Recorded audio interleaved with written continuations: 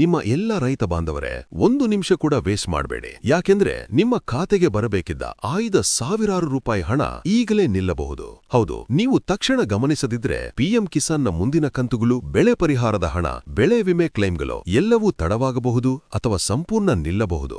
ಏನಿದು ರಹಸ್ಯ? ಏಕೆ ಈ ತುರ್ತು? ಇದು ಎಫ್ಐಡಿ ಅಪ್ಡೇಟ್ನ ಬಗ್ಗೆಯೇ. ಇಂದು ಬೃಹತ್ ಕರ್ನಾಟಕ ಚಾನೆಲ್ನಲ್ಲಿ ನಾವು ಈ ಬ್ರೇಕಿಂಗ್ ಅಪ್ಡೇಟ್ ಅನ್ನು ಸಂಪೂರ್ಣವಾಗಿ, ಸರಳವಾಗಿ ನಿಮ್ಮ ಮನಸ್ಸಿಗೆ ನೇರವಾಗಿ ತಲುಪಿಸುತ್ತಿದ್ದೇವೆ. ವಿಡಿಯೋವನ್ನು ಎಂಡ್ವರೆಗೂ ನೋಡಿ, ಯಾಕೆಂದ್ರೆ ಕೊನೆಯಲ್ಲಿ ನಿಮಗೆ ಒಂದು ಸ್ಪೆಷಲ್ ಟಿಪ್ ಕೂಡ ಇದೆ. ಈಗಲೇ ಲೈಕ್ ಮಾಡಿ, ಸಬ್ಸ್ಕ್ರೈಬ್ ಮಾಡಿ, ಬೆಲ್ ಐಕಾನ್ ಪ್ರೆಸ್ ಮಾಡಿ. ಇಂತಹ ಮಹತ್ವದ ರೈತರ ಸುದ್ದಿಗಳು ನಿಮ್ಮ ಮೊಬೈಲ್ಗೆ ಮೊದಲೇ ಬರಲಿ. ರೈತರೇ, ನಿಮ್ಮ ಹಣ ತಪ್ಪಿಸಿಕೊಳ್ಳಬೇಡಿ. ಈ ವಿಡಿಯೋ ನಿಮ್ಮ ಗಮನ ಸೆಳೆಯುತ್ತಿದೆಯಾ? ಹೌದೆಂದರೆ ಇನ್ನಷ್ಟು ಆಸಕ್ತಿಕರ ಪ್ರಶ್ನೆಗಳಿವೆ. ನಿಮ್ಮ ಎಫ್ಐಡಿ ಸರಿಯಾಗಿ ಅಪ್ಡೇಟ್ ಆಗಿಲ್ಲದಿದ್ರೆ ಏನಾಗುತ್ತದೆ? ನಿಮ್ಮ 2000 ರೂಪಾಯಿ ಕಂತು ಏಕೆ ಬರುತ್ತಿಲ್ಲ?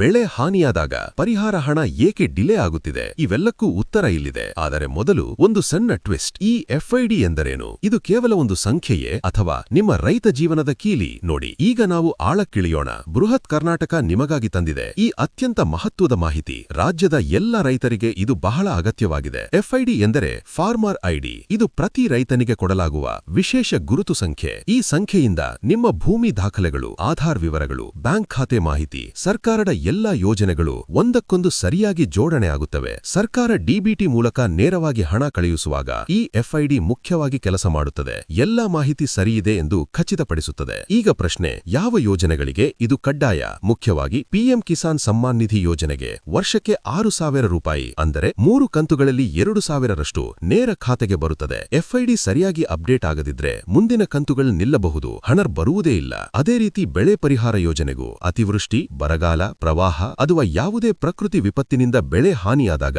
ಪರಿಹಾರ ಹಣ ಎಫ್ಐಡಿ ಮೂಲಕ ಪರಿಶೀಲನೆಯ ನಂತರವೇ ಬರುತ್ತದೆ. ಬೆಳೆ ವಿಮೆ ಕ್ಲೇಮ್ ಹಣ ಬಿಡುಗಡೆಗೂ ಇದು ಬಹಳ ಮುಖ್ಯ. ರಾಜ್ಯ ಸರ್ಕಾರದ ಇತರ ಕೃಷಿ ಸಹಾಯ ಯೋಜನೆಗಳಿಗೂ ಎಫ್ಐಡಿ ಅಗತ್ಯವಾಗಿದೆ. ಈಗ ನೀವು ಯೋಚಿಸುತ್ತಿರಬಹುದು, ಎಫ್ಐಡಿ ಅಪ್ಡೇಟ್ ಮಾಡದಿದ್ರೆ ನಿಜಕ್ಕೂ ಏನು ಸಮಸ್ಯೆಗಳು ಬರುತ್ತವೆ? ಕಂತಿನ ಹಣ ನೇರವಾಗಿ ನಿಲ್ಲುತ್ತದೆ, ದಾಖಲೆಗಳಲ್ಲಿ ಹೊಂದಾಣಿಕೆ ದೋಷ ಕಂಡುಬರುತ್ತದೆ, ಬ್ಯಾಂಕ್ ಖಾತೆ ವಿವರದಲ್ಲಿ ತೊಂದರೆ ತಲೆ ಎತ್ತುತ್ತದೆ, ಒಂದೇ ರೈತನ ಡುಪ್ಲಿಕೇಟ್ ಎಂಟ್ರಿ ಸಮಸ್ಯೆ ಬರಬಹುದು, ಹೆಸರು ಅಥವಾ ವಿಳಾಸದಲ್ಲಿ ಸಣ್ಣ ವ್ಯತ್ಯಾಸವಿದ್ದರೂ ಹಣ ತಡವಾಗುತ್ತದೆ ಅಥವಾ ಸಂಪೂರ್ಣ ನಿಲ್ಲುತ್ತದೆ. ಇದು ನಿಮ್ಮ ಕಷ್ಟದ ದಿನಗಳಲ್ಲಿ ಬೇಕಾದ ಹಣವನ್ನು ತಪ್ಪಿಸುವಂತೆ ಮಾಡುತ್ತದೆ. ಆದ್ದರಿಂದ ರೈತರೇ, ನಿಮ್ಮ ಎಫ್ಐಡಿ ಸ್ಥಿತಿ ಈಗಲೇ ಪರಿಶೀಲಿಸಿ. ಹೇಗೆ? ಹತ್ತಿರದ ರೈತ ಸಂಪರ್ಕ ಕೇಂದ್ರಕ್ಕೆ ಹೋಗಿ ವಿಚಾರಿಸಿ. ಗ್ರಾಮ ಪಂಚಾಯಿತಿ ಕಚೇರಿಯಲ್ಲಿ ಮಾಹಿತಿ ಪಡೆಯಿರಿ. ತಾಲೂಕು ಕೃಷಿ ಅಧಿಕಾರಿಯನ್ನು ಸಂಪರ್ಕಿಸಿ. ಕೆಲವು ಕಡೆ ಆನ್ಲೈನ್ನಲ್ಲೂ ಚೆಕ್ ಮಾಡಬಹುದು. ಅಪ್ಡೇಟ್ ಮಾಡಲು ಬೇಕಾದ ದಾಖಲೆಗಳು ಸರಳವೇ. ಆಧಾರ್ ಕಾರ್ಡ್, ಬ್ಯಾಂಕ್ ಪಾಸ್ಬುಕ್ ಅಥವಾ ಖಾತೆ ವಿವರ, ಆರ್ಟಿಸಿ ಅಥವಾ ಪಹಣಿ, ಭೂಮಿ ದಾಖಲೆ, ಸಕ್ರಿಯ ಮೊಬೈಲ್ ಸಂಖ್ಯೆ, ಕೆಲವೊಮ್ಮೆ ರೇಷನ್ ಕಾರ್ಡ್ ಕೂಡ ಬೇಕಾಗಬಹುದು. ಮುಖ್ಯವಾಗಿ ಹೆಸರು, ಜನ್ಮ ದಿನಾಂಕ, ವಿಳಾಸ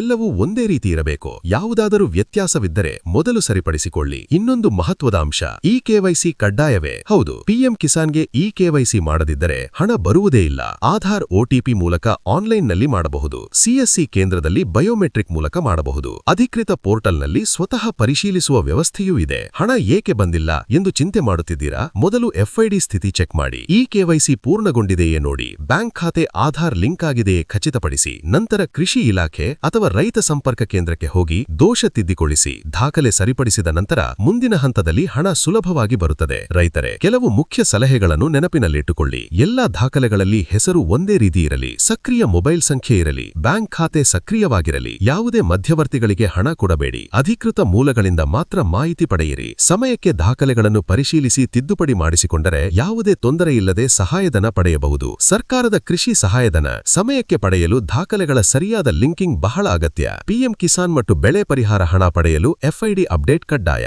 ಎಲ್ಲಾ ರೈತರು ತಕ್ಷಣ ತಮ್ಮ ಎಫ್ಐಡಿ ಸ್ಥಿತಿ ಪರಿಶೀಲಿಸಿ ಅಗತ್ಯ ತಿದ್ದುಪಡಿ ಮಾಡಿಸಿಕೊಳ್ಳಿ. ಹೀಗೆ ಮಾಡಿದರೆ ಮುಂದಿನ ಕಂತಿನ ಹಣ ನಿಮ್ಮ ಖಾತೆಗೆ ಸುಲಭವಾಗಿ ಬರುತ್ತದೆ. ಈ ಮಾಹಿತಿಯನ್ನು ನಿಮ್ಮ ರೈತ ಸ್ನೇಹಿತರಿಗೂ ಶೇರ್ ಮಾಡಿ. ಎಲ್ಲರೂ ಲಾಭ ಪಡೆಯಲಿ. ಬೃಹತ್ ಕರ್ನಾಟಕ ಚಾನೆಲ್ಗೆ ಸಬ್ಸ್ಕ್ರೈಬ್ ಆಗಿ. ಹೆಚ್ಚಿನ ಅಪ್ಡೇಟ್ಸ್ಗಳಿಗಾಗಿ ವೇಟ್ ಮಾಡಿ. ಧನ್ಯವಾದಗಳು. ನಿಮ್ಮ ರೈತ